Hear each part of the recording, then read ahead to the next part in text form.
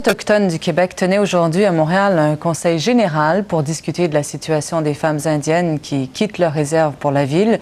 On estime que de plus en plus de femmes autochtones optent pour la vie urbaine, espérant y trouver de meilleures conditions de vie. Mais l'adaptation n'est pas toujours facile, comme le raconte Geneviève Asselin.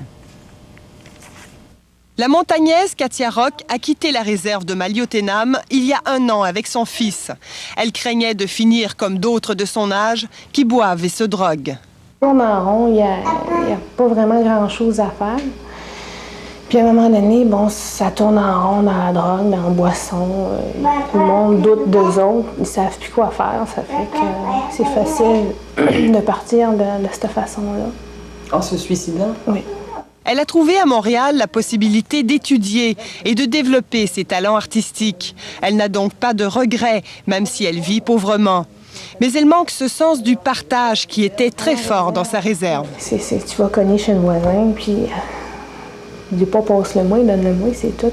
Tu te le prends, puis tu t'en vas chez vous, tu sais. Mais ça, c'est pas la même chose. C'est ça que vous avez trouvé le plus dur, le manque de solidarité? Oui. Mais l'isolement n'est pas le seul problème auquel s'attaque l'Association des femmes autochtones du Québec. S'adapter, je pense, c'est le plus gros problème.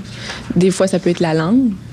Les personnes, son seconde langue, c'est anglais.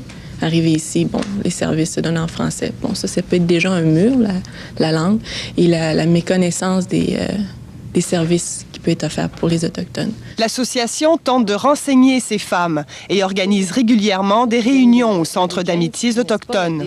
On les aide, on leur dit où est-ce qu'on peut se procurer des vêtements pas chers pour les enfants ou toutes sortes de trucs qu'on peut leur donner. On leur donne de l'information soit sur les services sociaux, soit sur les garderies. On parle aussi de politique. Ces femmes ont parfois fui la violence des réserves ou simplement cherché en ville une éducation plus poussée et les moyens de s'émanciper comme femmes.